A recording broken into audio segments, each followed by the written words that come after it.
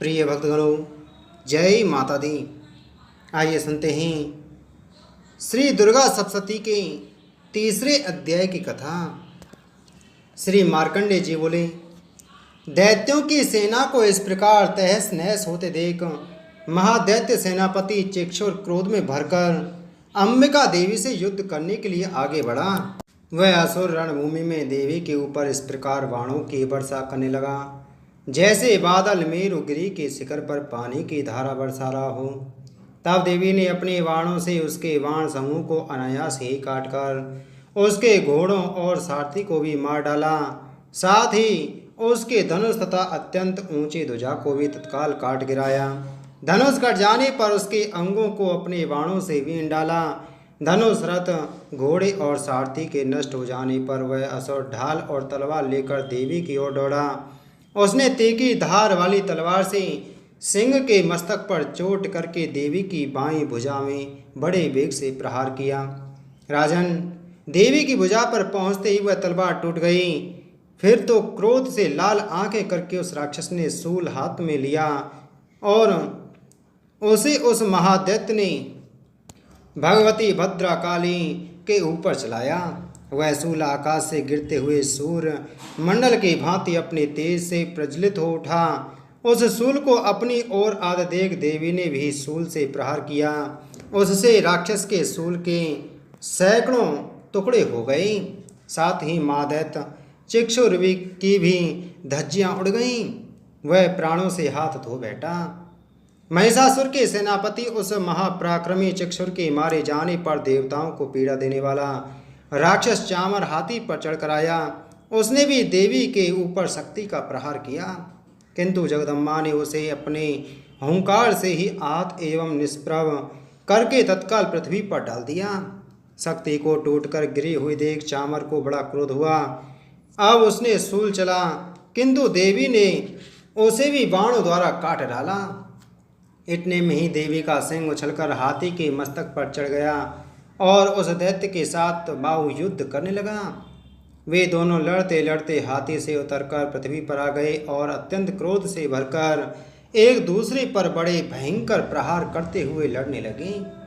तदंतर सिंह बड़े वेग से आकाश की ओर उछला और उधर से गिरते समय अपने पंजों की मार से चामर का सिर धड़ से अलग कर दिया। इसी प्रकार राक्षस उदग्र भी शिला और वृक्ष आदि की मार खाकर रणभूमि में देवी के हाथों से मारा गया तथा दैत्य कराल भी दांतों, मुक्कों और थप्पड़ों की चोट से धराशायी हो गया। क्रोध से भरी हुई देवी ने गदा की चोट से उद्धत दैत्य का कचूमर निकाल डाला। इसी प्रकार भिंदीपाल से वाशकल को तथा वाणों से ताम्र और अंधक को मौत के घाट उतार दिया। 3 नेत्रों वाली परमेश्वरी ने त्रिशूल से उग्रास्य, उग्रवीर तथा महाहनु नामक दैत्यों को मार डाला। तलवार की चोट से बिडाल के मस्तक को धड़ से काट गिराया। धुरधर और दुर्मुख इन दोनों दैत्यों को भी अपने बाणों से यमलोक भेज दिया। इस प्रकार अपनी सेना का संहार करते देख महिषासुर ने भैंसी का रूप धारण कर के देवी के गणों को त्रास देना आरंभ किया। किन्हीं को नुथनू से मारकर, किन्हीं के ऊपर खुरों का प्रहार करके, किन्हीं को पूंछ से चोट पहुंचाकर, कुछ को सींगों से विदीर्ण करके, कुछ गणों को वेग से, किन्हीं को सिंहनाद से, कुछ को चक्कर देकर और कितनों को निश्वास वायु के झोंकों से धराशायी कर दिया। इस प्रकार गणों की सेना को गिराकर वह असुर महादेवी के सिंह को मारने के लिए झपटा। इससे जगदम्बा को बड़ा क्रोध आया। उधर महापराक्रमी महिषासुर भी क्रोध से भरकर धरती को खुरों से खोदने लगा तथा अपने सींगों से ऊंचे ऊंचे पर्वतों को उठाकर फेंकने और गरजने लगा। उसके वेग से चक्कर देने के कारण पृथ्वी क्षुब्ध होकर फटने लगी। उसकी पूंछ से समुद्र चारों ओर से धरती को डुबाने लगा। उसके हिलते हुए सींगों के आघात के कारण बादलों के खंड खंड हो गए। इस प्रकार क्रोध से भरे हुए उस महादैत्य को अपनी ओर आते देख चंडिका ने उसका वध करने के लिए महान क्रोध किया। देवी ने पास फेंककर उस महान असुर को बांध लिया। उस महासंग्राम में बंध जाने पर उसने भैंसी का रूप त्याग दिया और तत्काल सिंह के रूप में प्रकट हो गया। उस अवस्था में जगदम्बा ज्यों ही उसका मस्तक काटने को तत्पर हुई, त्यों ही वह खड्गधारी पुरुष के रूप में दिखाई देने लगा। तब देवी ने तुरंत ही बाणों की वर्षा करके ढाल और तलवार के साथ उस पुरुष को भी मर्माहत कर दिया। इतने में ही वह महान गजराज के रूप में परिणत हो गया। तब वह अपनी सूंड से देवी के विशाल सिंह को खींचने और गर्जने लगा। खींचते समय देवी ने तलवार से उसकी सूंड काट डाली। अब उस महादत्त ने अपने भैंसे का शरीर धारण कर लिया और पहले की भांति चराचर प्राणियों सहित तीनों लोगों को व्याकुल करने लगा। तब क्रोध से भरी हुई चंडिका बारंबार उत्तम मधु का पान करने लगी और लाल आंखें करके हंसने लगी। उधर से वह बल और पराक्रम के मद से उन्मत्त हुआ राक्षस गरजने लगा और अपने सींगों से चंडी के ऊपर पर्वतों को फेंकने लगा।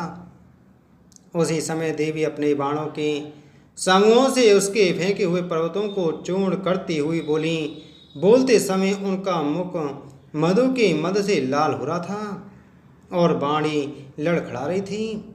देवी ने कहा, अरे मूढ़, मैं जब तक मधु पीती हूँ तब तक तू क्षण भर के लिए खूब गरज ले। मेरे हाथ में यही तेरी मृत्यु हो जाने पर अब शीघ्र ही देवता भी गर्जना जय घोष करेंगे। श्री मार्कंडेय जी बोली। ऐसा कहकर देवी उछली और उस महादैत्य के ऊपर चढ़ गईं। फिर अपने पैर से उसे दबाकर उन्होंने शूल से उसके कंठ में आघात किया। उनके पैर से दबा होने पर भी महिषासुर अपने मुख से दूसरे रूप में बाहर आने लगा। अभी आधे शरीर से ही वह बाहर निकलने पाया था कि देवी ने अपने प्रभाव से उसे रोक दिया। आधा निकला होने पर भी वह महादैत्य देवी से युद्ध करने लगा। तब देवी ने बहुत बड़ी तलवार से उसका मस्तक काट गिराया। फिर तो हाहाकार करती हुई दैत्यों की सारी सेना भाग गई तथा संपूर्ण देवता प्रसन्न हो गए। देवताओं ने उस दिव्य महर्षियों के साथ दुर्गा देवी का स्तवन किया। गंधर्व राज गाने लगे तथा अप्सराएं नृत्य करने लगीं। इस प्रकार माँ देवी दुर्गा ने एक ही बार में उस महादैत्य महिषासुर का वध कर डाला और देवता माता के ऊपर पुष्प वर्षा करने लगी। इति श्री दुर्गा सप्तशती पाठ तृतीय अध्याय संपूर्ण। बोलो दुर्गा माता की जय।